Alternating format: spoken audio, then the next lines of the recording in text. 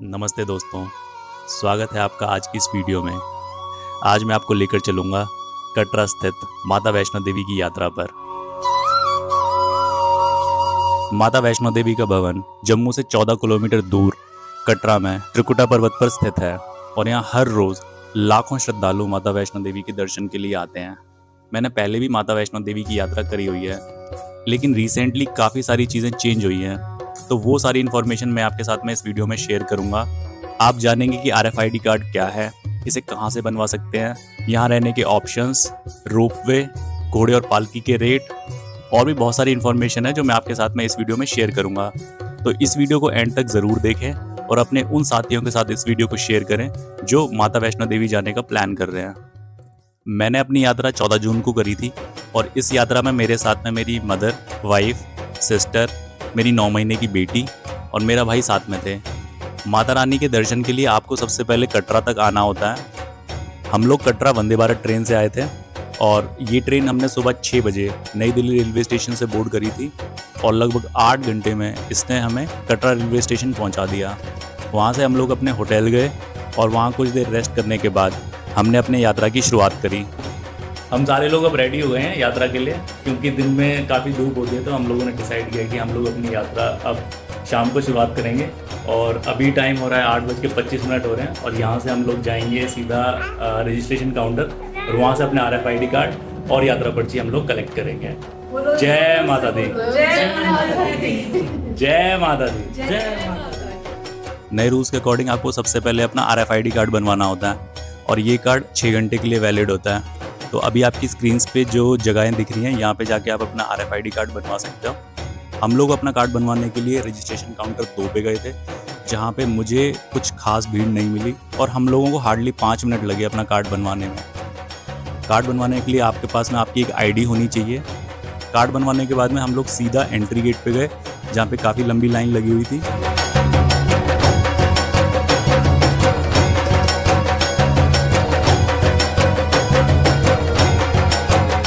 यहाँ पे तो काफ़ी लंबी लाइन है, काफ़ी देर हो गई है हमको लाइन में लगे हुए और वेट कर रहे हैं। अभी एंट्री पॉइंट पे हमारी थोड़ी देर में एंट्री होगी और कुछ देर लाइन में लगने के बाद में हमारा नंबर आ गया। और अभी सामने जो आप देख रहे हो ये है फ्रिस्किंग पॉइंट।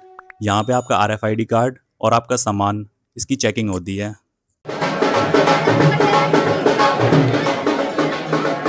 एक बार जब आप अंदर एंट्री कर लेते हो तो आपको सामने घोड़े और पालकी वाले दिखेंगे। तो यदि आपके साथ में कोई बड़ा बुजुर्ग है तो आप इनकी हेल्प ले सकते हो, और आपके साथ में अगर कोई छोटा बच्चा है तो यहाँ पे स्ट्रोलर का ऑप्शन भी अवेलेबल होता है। ये आपके सामने अभी श्राइन बोर्ड की रेट लिस्ट है, आप वीडियो को पॉज करके प्राइजेस चेक कर सकते हो। एक बार यात्रा वाले रास्ते को हम इस मैप के थ्रू समझ लेते हैं। हमारे 4 सबसे इंपॉर्टेंट पॉइंट्स होते हैं। सबसे पहला स्टार्टिंग पॉइंट, उसके बाद में अर्धकुंवारी, फिर माता रानी का भवन और उसके बाद में भैरव घाटी। तो सबसे पहले स्टार्टिंग पॉइंट से अर्धकुंवारी जाने के 2 रास्ते हैं। एक है ताराकोट मार्ग, जो कि नया नया बना है और इस वाले रास्ते में घोड़े खच्चर अलाउड नहीं है, और दूसरा है पुराने वाला रास्ता। यहाँ पे आपको पालकी और यहाँ पे घोड़े खच्चर वाले आपको मिलेंगे और यहाँ पे रश भी ज़्यादा होता है, क्योंकि मैक्सिमम जो यात्री होते हैं, मैक्सिमम श्रद्धालु जो होते हैं वो इसी रास्ते से जाते हैं। और अर्धकुंवारी से भवन जाने के भी 2 रास्ते हैं, एक है हिमकोटी मार्ग और दूसरा है पुराने वाला रास्ता। तो जो हिमकोटी मार्ग है, यहाँ से बैटरी कार वाले जाते हैं और पैदल यात्री यहाँ से आगे जाते हैं, और जो पुराने वाला रास्ता है उससे जो घोड़े खच्चर वाले हैं वो यात्री वहाँ से जाते हैं। और अर्धकुंवारी से भवन तक मैं हिमकोटी वाले रास्ते से गया था। और माता रानी के भवन से भैरव घाटी जाने के भी 2 रास्ते हैं। एक रास्ता है कि आप पैदल पैदल ऊपर जाओ या घोड़ा खच्चर करके जाओ, या फिर दूसरा रास्ता होता है कि आप रोपवे करके जाओ। अर्धकुंवारी तक हम सभी लोग पुराने वाले रास्ते से ही गए थे और उसके आगे हम लोग हिमकोटी मार्ग से माता रानी के भवन तक गए थे, और माता रानी के भवन से भैरव घाटी हम लोगों ने रोपवे से किया था। आप जब अपनी यात्रा में धीरे धीरे आगे बढ़ते हो तो सबसे पहला जो पॉइंट आता है वो है चरण पादुका मंदिर। तो ऐसी मान्यता है कि जब माता रानी भैरव बाबा से बच के आगे जा रही थी तो इसी पॉइंट पे उन्होंने पीछे मुड़ के भैरव बाबा को देखा था, जिसकी वजह से यहाँ पे उनके चरणों के निशान छप गए। तो आप इस मंदिर में माता रानी का आशीर्वाद ज़रूर लें और जय माता दी बोलकर आगे बढ़ें।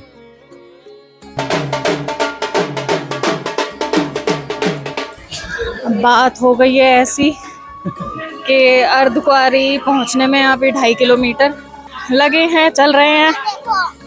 बच्चा सो रखा है साथ में, धीरे धीरे अर्धकुंवारी हम पहुंचने वाले हैं।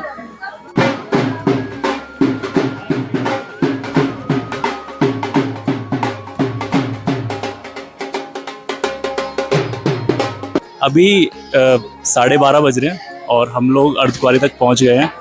और ये पहला स्टॉप होता है जो बताता है कि आपका आधा रास्ता कंप्लीट हो गया है। जय माता दी।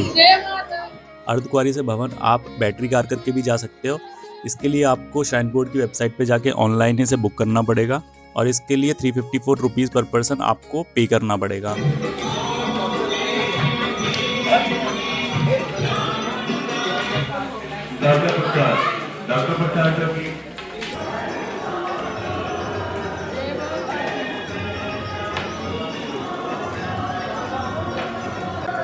जोर से बोलो जय माता दी।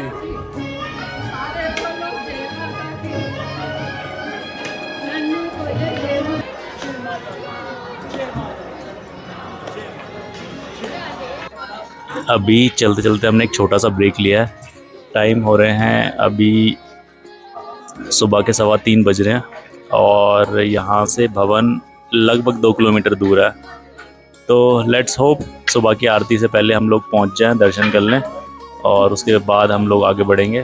बाकी हम भवन से ऑलमोस्ट 1 किलोमीटर दूर हैं और थोड़ी जान में जान आई है। पीछे पूरा माता रानी का भवन जो है वो दिख रहा है, बहुत सुंदर है। अब लग रहा है कि ज़्यादा मुश्किल अब यहाँ से नहीं होना चाहिए।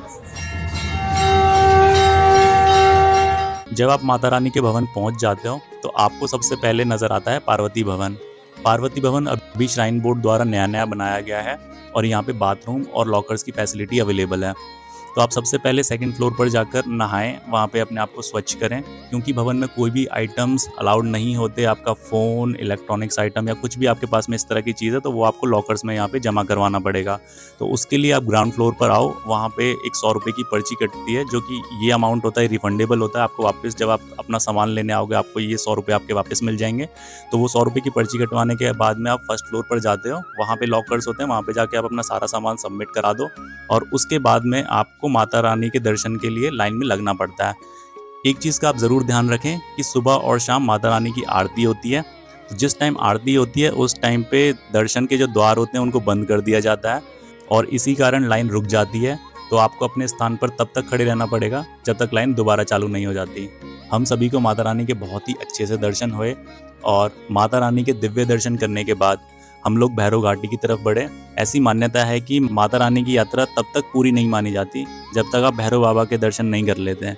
तो माता रानी के भवन से भैरव घाटी लगभग 2 किलोमीटर दूर है और क्योंकि हमने पहले से रोपवे की टिकट्स बुक कर रखी थी तो हम सारे लोग भवन से भैरव बाबा तक रोपवे से गए और भैरव बाबा के दर्शन करने के बाद हमने अपनी यात्रा समाप्त करी। तो अगर आप भी वैष्णो देवी जाने का प्लान कर रहे हो या फिर उससे रिलेटेड आपका कोई सवाल है तो कमेंट सेक्शन में आप ज़रूर पूछें। इस वीडियो को अपने उन साथियों के साथ ज़रूर शेयर करें जो वैष्णो देवी जाने का प्लान कर रहा हो और मिलते हैं आपसे अगली वीडियो में। माता रानी आपकी सारी मनोकामनाएं पूरी करें। जय माता दी।